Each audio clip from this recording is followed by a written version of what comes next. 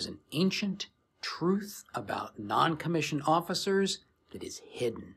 Hey, I am Chuck the Bureaucrat, and lately I've been trying to do some videos that, well, they try to help young NCOs, or even people who aren't NCOs yet, understand the environment that they're entering so that they can be more successful.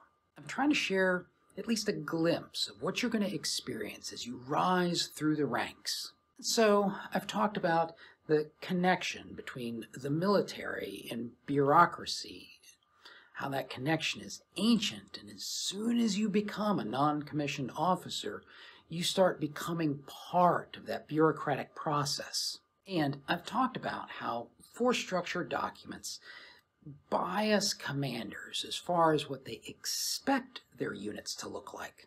But to a certain extent, those force structure documents are just sort of a fantasy about what the military could be.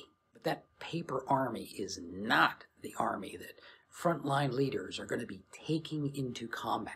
Today, what I want to do is I want to talk about an interesting split between two types of non-commissioned officers. One way to think about this is that there are tactical NCOs and technical NCOs.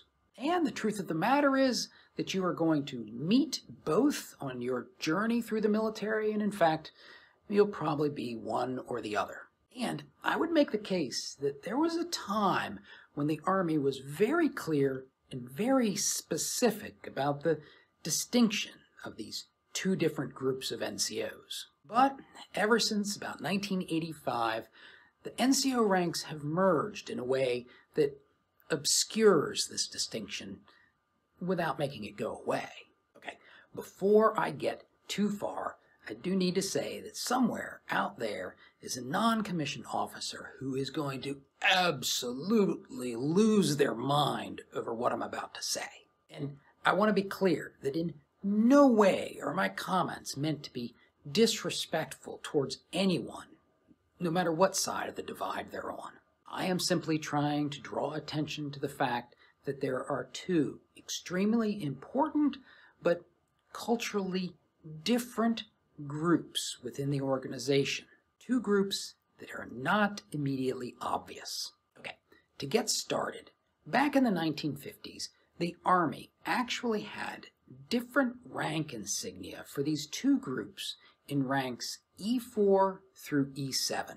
There were the sergeant ranks that you're familiar with today, and then there were the specialist ranks. Back then, there was a Spec 4, a Spec 5, a Spec 6, and even a Specialist 7. This bifurcation of the rank, it reflected a problem that had been brewing for a very long time, and frankly, it exists today. There was a group, typically combat-focused leaders, who specialize in leading large groups of people under extremely stressful conditions. And these are your sergeants.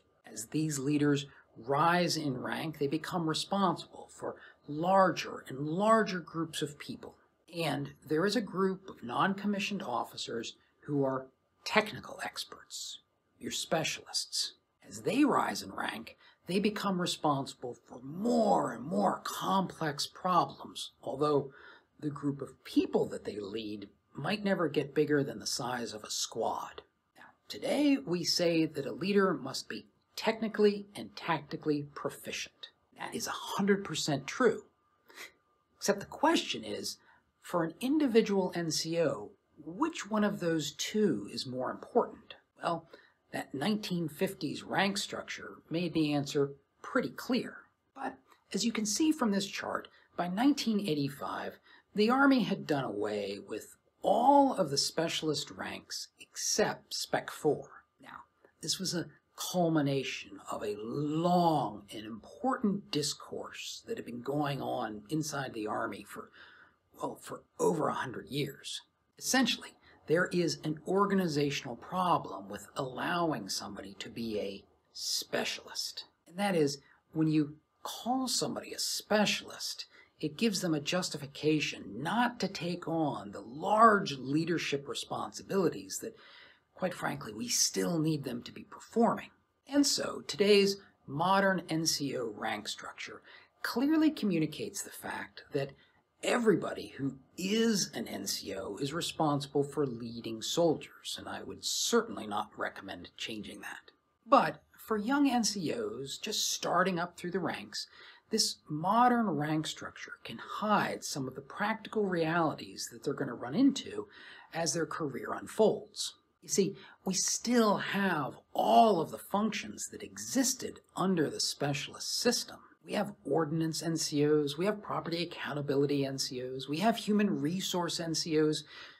We just don't put that specialist title on them. So, what does that mean for you in your career? Well, I would say that it helps, at least in the back of your mind, to know whether you are a tactical NCO first or a technical NCO first. By no means would it help to ever say, I'm not a tactical NCO, or I am not a technical NCO, but it is important to know which one influences your career success. The next thing to know is that the tension between the tactical NCOs and the technical NCOs, well, that tension never went away. That tension continues today, and the truth of the matter is the combat vets who have mastered tactical leadership, well, they're always going to consider themselves slightly superior to the technical NCOs. As far as I'm concerned, that's okay. We ask the tactical NCOs to do some pretty hard and grisly things, and if the price that has to be paid for that is that they look down their noses on technical people, well, I think that's an acceptable price. The last point I would make, and this one is aimed at you tactical non-commissioned officers. The last point I would make is this. A lot of times, tactical operators, they get this idea that if a soldier is not a good fit for the tactical tasks, then they must be a good fit for the technical ones. In the junior ranks, even among lieutenants, that's okay. But at more senior levels, the fact of the matter is that the commander demands a very high level of performance from those staff weenies. There are simply some people who are not cut out for specialist roles. And what that means is that there are some people who do not fit in the tactical leadership world, and they don't fit in the technical leadership world either. At the end of the day, this situation, this tension within the non-commissioned officer ranks, it's very similar to a tension that exists within the officer ranks. I call it the tension between operators and analysts. And if you want to see how that plays out, it might not be a bad idea to understand, watch this video.